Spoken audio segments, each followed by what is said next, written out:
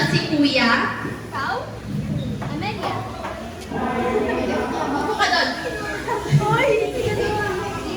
Siya si Dudo. Next, upo na pag nasabi na yung name. Siya si Kuya Nognog. Si Kuya Yongyong. Si Kuya Mateo.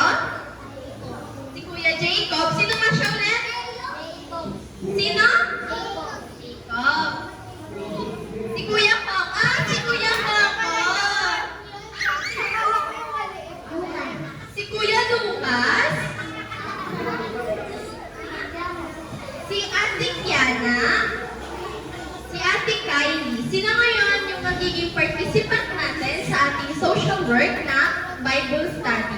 So ngayon, tapos, pag very good kayo, meron kayong money. Kasi, sobrang bait ng ating Panginoon, binigyan niya tayo ng blessing at nakapulot kami ng pera. Tama! Di namin biglalek? Di namin kilala kung sino yung may-ari eh. So ngayon, ang gagawin natin is magpapakilala sila ate, tapos pag dumating sila kuya, sila naman yung magpapakilala. So unahin na natin sa aming leader na siya ang nag-pursue na gawin namin itong project na to. Wow! Yay! Upo! Now, si Ate Glyza.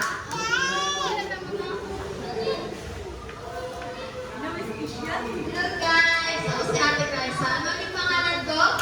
Ay, hindi. Bulol eh. Glyza. Ate Glyza. Yan. Ngayon, pumunta. Nilagyan niyo ba kung sino yung kanina nagsalita?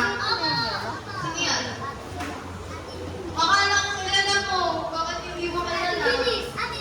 Ate Denise. Ito si Ate Denise. Upo ka doon. Yung bata Ako po si Ate Denise. Ngayon, sino gusto niya nagpakilala? Sino? Bakit ka lagi na masama ang galing ng tatay? Di ako ka dito. Dali po ka na! Iyak po yung sa bata. Ako po si, tawagin niyo ng Raymark. Dalawa pa. Sino pa? Sino pa kilala mo sa kanila? Ano sila siya? Siya Jared. Galing na! Ayaw niya tanungan! Ito madali yung pangalan niya. Ayan ang makabasahin mo na lang. Oh, yung mga marunong magbasa. Ang hirap na. Ate Cassie! Ah, galing na! Dahil yan, prize. Joke lang. Ito na yung prize mo yung. Gusto niyo na ba tayong mag-story?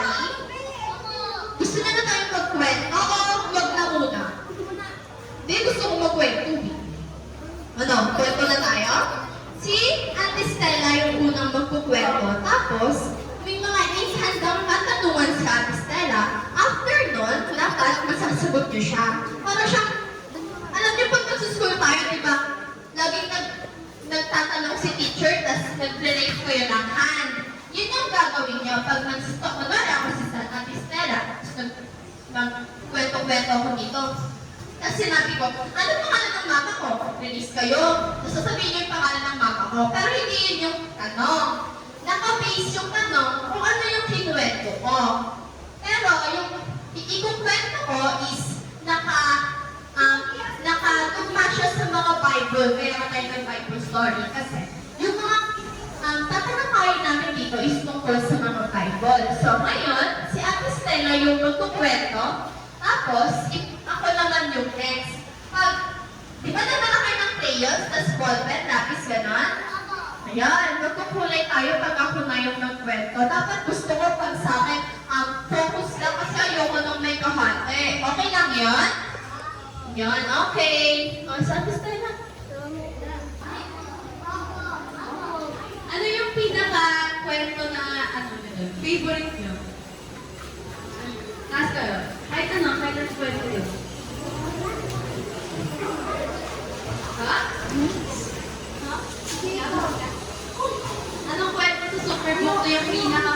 mo, lagi mo pinapanood? Ano?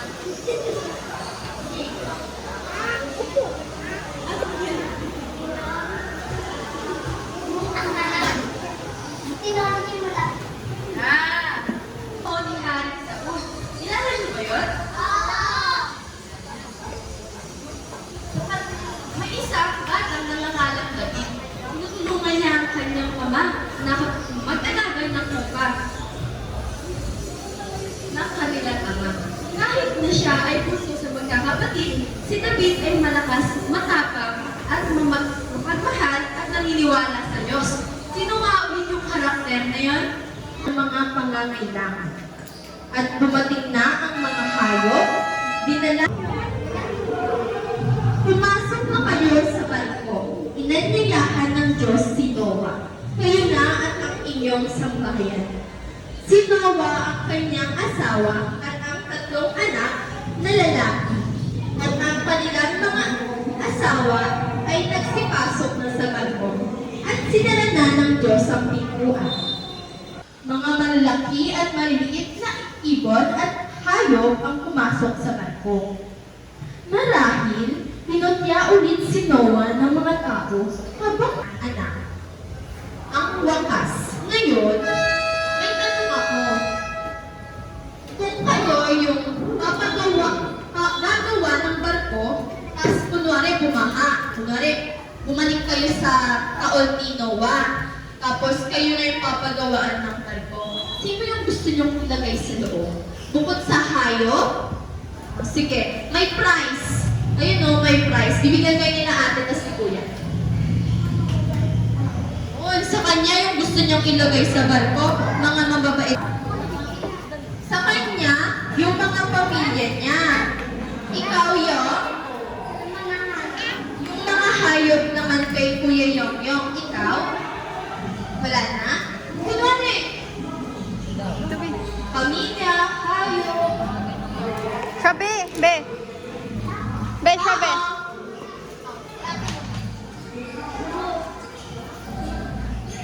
Mga mahal na naman sa buhay yung gusto niyang isama. Hala, sino yung kulit? Single. Ate at saka si kuya is magbibigay ng pa-activity.